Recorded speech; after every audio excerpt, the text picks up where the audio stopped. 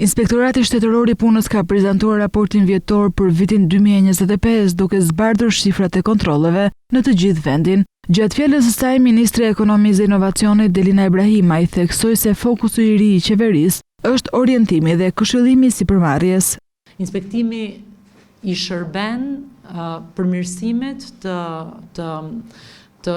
punës së bizneseve dhe qasja që Inspektorati i Punës ka pasur që në krye të herës ka qenë një qasje rekomanduese, kjo jo vetëm një qasje rekomanduese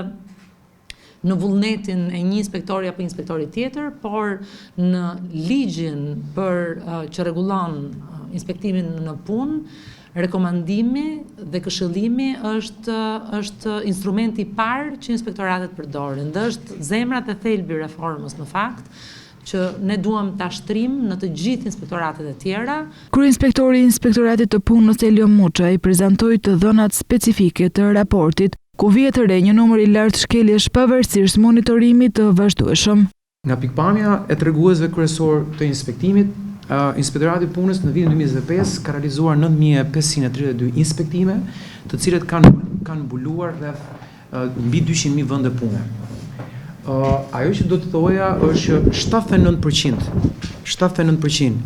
e subjekteve të cilët janë inspektuar kanë rezultuar me shkelje. 27% e subjekteve të inspektuara gjatë vitit 2025 kanë qenë subjektet inspektuar për herë të parë, duke arritur atë peshën në hartën e inspektimeve, duke i dhënë një fokus subjekteve të reja, ku ashtu siç u përmend edhe nga ministra, këshillimi dhe ndërgjegjësimi është një element i rëndësishëm i praktikës inspektuese.